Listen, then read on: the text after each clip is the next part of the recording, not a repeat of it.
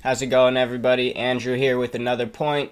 This video is going to be about transmutation, and I'm just going to be going over some of the basics, about transmutation. But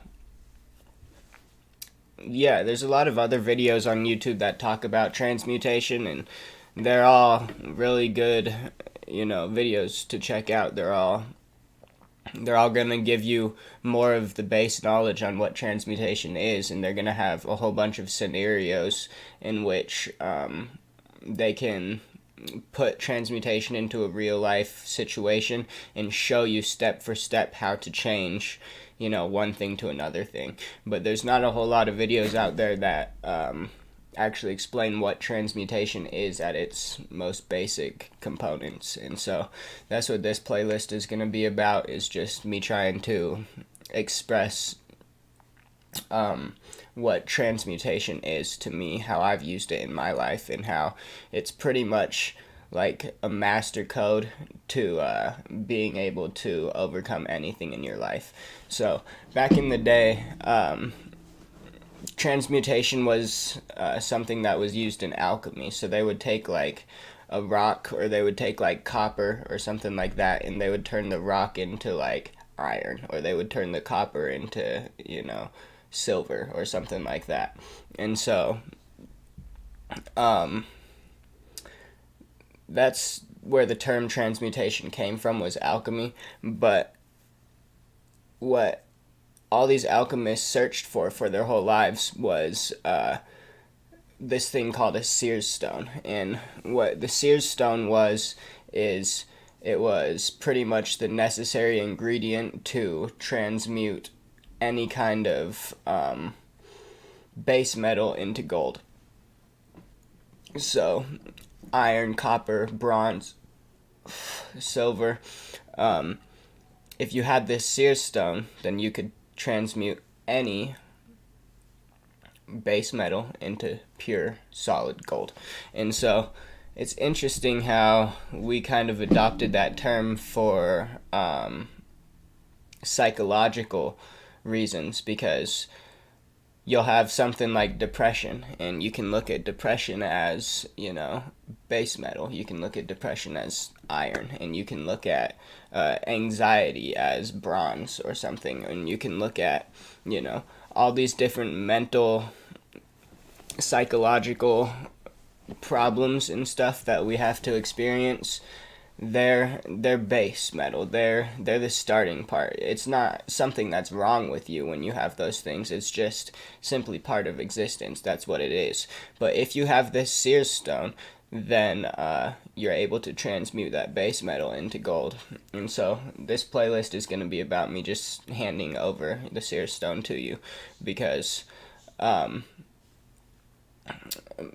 back in Greek times and Egyptian times, they had the oracles, and they had the seers, and they had, the high priests, and these people, they were all capable of doing very holy, spiritual, magnificent things. They could, channel the energy of the gods in certain religions, or God himself in other religions, and they could channel his energy and express it out towards the world. And so I'm going to be doing my best to kind of explain what makes those seers, what gave them their position and power, and the oracles and stuff, what gave them their titles as these super holy, powerful people. And it's really nothing any different than knowing how to transmute energy. And that's what really did it. And so, an apprentice alchemist would be able to transmute copper to iron, or iron to silver, but they could never quite get silver to gold, because that would take, the particular ingredient, the seer's stone. And I'm just speaking kind of off of common sense from what I remember reading about in the past. But in the same way, it's easy to take depression and turn it into neutrality. That's basically meditation. Taking, a difficult situation, being able to forget about it, to by yourself pull yourself up, to pick yourself up just with your own willpower and return your negative energy to a state of calmness, to just being. And so that's something that any apprentice alchemist is able to do, and I'm sure a lot of you are able to do that if you actually choose to. I mean, we all know how hard it is sometimes to just be like, oh, forget it, you know. We're all stubborn by nature. We want to test the limits. We want to push things, and so what you have to do is you have to let go. You have to let it be. You have to just forget about, being in control, trying to learn something from stuff, everything, and instead you have to just let it transform by itself, basically. And so, like I said, there's all kinds of examples out there on YouTube that can show you different situations, but I'm just trying to give you a broad sense of what it is. And so, I guess if you have like any form of negative energy, then you can turn that to neutral energy. But in order to take that neutral energy and turn it into something positive, that's much harder. And so that's what I'm going to be trying to show you how to do. And so I was just playing a game of League, and I don't know if any of you guys have played League of Legends. Probably. It's a really huge game, but anyway, League of Legends is a game that's extremely stressful, and it's extremely high attention level. You have to pay attention to every single part of the game or you're not going to get anywhere. It's super, super competitive and always has been. And so my whole League experience, at first I was just trying to get better, but I decided that I would, instead of just trying to get better, I would basically try to learn something from playing League of Legends. So the same way in any sport, you are trying to learn how to get better at the sport, that's kind of what I was doing to start with League of Legends, but it progressed into something different, in which I would take certain aspects from League of Legends that applied to my life in everyday situations and try to learn from that. And so that's almost what this Seer's Stone is to the oracles and to people of spiritual demeanor who are able to turn a psychological issue into pure gold, so call it, And so if you want this power of transmutation, one thing that you need to know how to do is to learn about yourself from every single situation. You can't just be like, all right, I'm going to start up a YouTube channel and it's going to be about, teaching people. And as I teach people, I'm going to get better and better at teaching people. No, it has to be like, all right, well, what part of teaching people is going to help me grow as a person? All right, and so by putting that extra step in there and using just everyday equations to help better yourself, you are basically in control of this Seer Stone. Alright? And so now if we go back to some kind of negative mental state like depression or anxiety, the way you would apply that to turn it into a positive situation is you would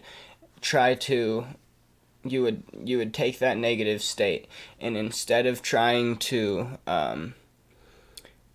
get something out of it, instead of trying to be like, because I had anxiety for a long time, and I don't know for sure, but I would say I was depressed for a little while also, at least when I was younger. And so it's like a really, really difficult feeling, but there's always this part of you that wants it, that can't let it go, because you want to be depressed. You deserve it, There's the world put this on you, this depression or this anxiety, and because the world put it on you, you have a ticket that you're allowed to be depressed and you're allowed to be anxious. And so, in order to stop being anxious, what you have to do is you have to try to learn from these situations. You can't just be like, all right, I'm allowed to be anxious, and because I'm anxious, I'm going to show everybody around me that they're making me anxious, and that should eventually teach them.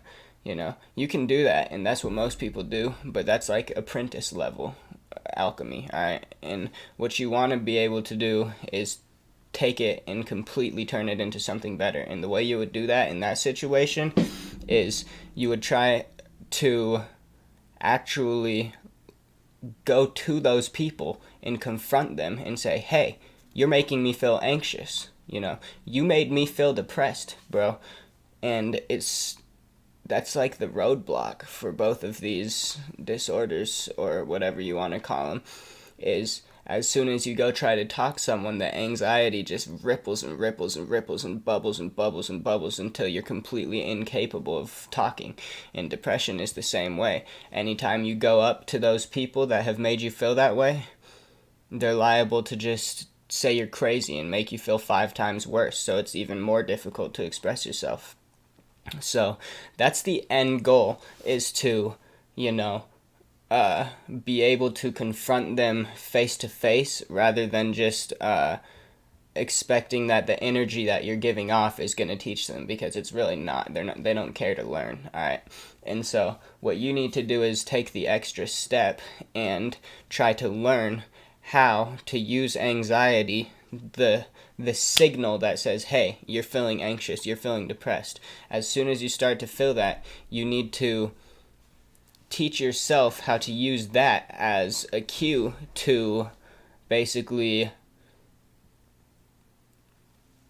conquer it, to get over it, alright? And what that would look like is, okay, so I'm feeling this way. Why am I feeling this way? So why, because there's all these people around me who I feel like I'm not able to talk to. Okay, well, as soon as I go to talk to them, I know it's going to make me feel 10 times as bad, and I'm not going to be able to do it. So that's out of the hand. At least that's out of the equation for right now. And so I'm just going to sit here, but instead of feeling the anxiety, you have to try to change it. You have to take it and turn it into something better.